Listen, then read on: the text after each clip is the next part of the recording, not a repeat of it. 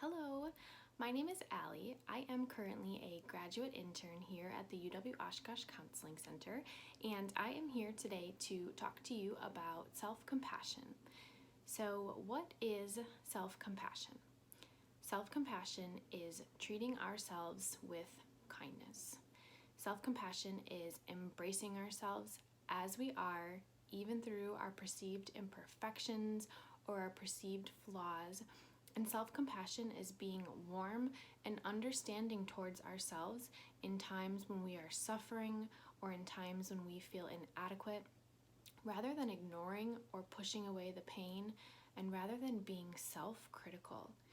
Self-compassion is a skill that we can develop through practice, which ultimately will help us feel and function better. There are three important key components to self-compassion. And the first is self-kindness. So self-kindness is about being kind to ourselves rather than treating ourselves with harsh self-judgment. A way to remember to be kind to yourself is to speak to yourself like you would speak to a friend, to a loved one, or to a family member. Oftentimes, the way we treat ourselves or the way we speak to ourselves is much more critical or much more harsh than we would speak to a friend or a loved one in a similar scenario. So, the next time you're going through something difficult, it can be helpful to think, what would I say to my friend right now? What would I say to my family member? What would I want to offer them? And then offer those same words to yourself. The second component of self-compassion is common humanity. So, to be human is to be imperfect.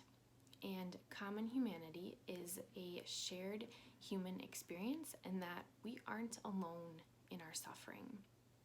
When we feel abnormal, when we feel like our feelings or what we're experiencing is something that nobody has ever gone through before, it allows us to feel isolated in our suffering, when the truth is our feelings aren't abnormal. Our feelings are real, our feelings are valid, and someone has gone through something similar or the same, whether right now in their lives or in the past. Another really important part of this idea of common humanity is that it's not the same as self-pity.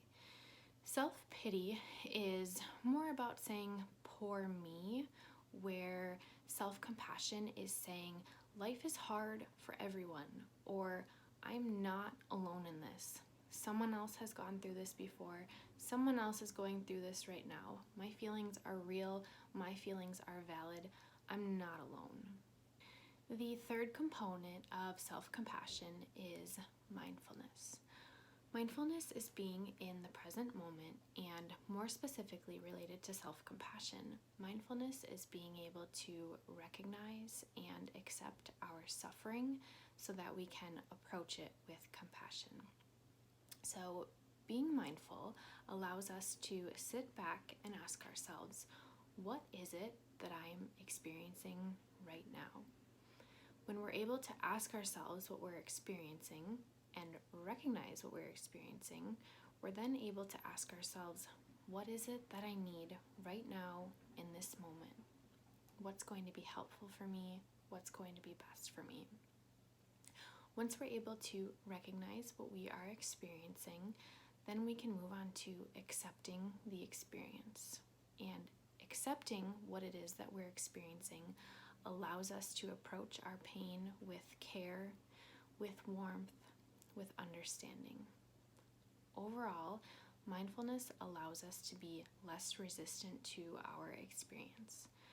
If we can recognize and accept that things are painful, we can be kind to ourselves and we can be kind to our pain, which ultimately lets us bear our pain a bit easier.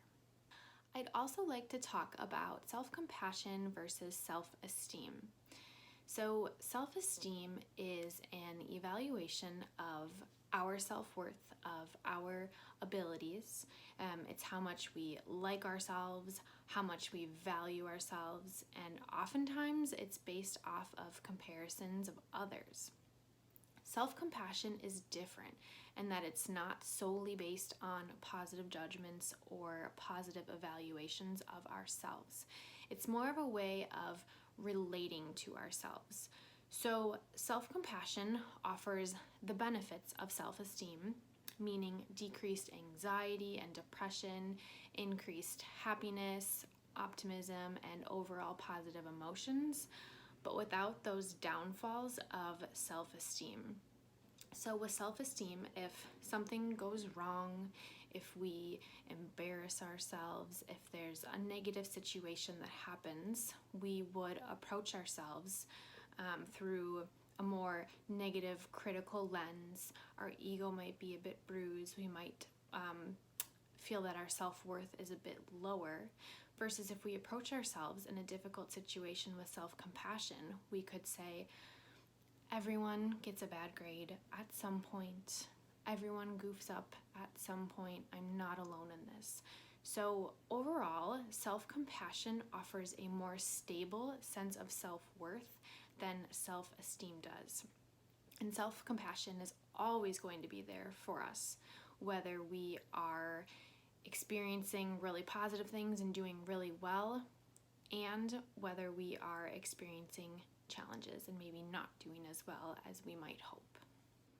Thank you so much for joining me today to learn about what self-compassion is, the 3 key components to cultivate self-compassion, and self-compassion versus self-esteem.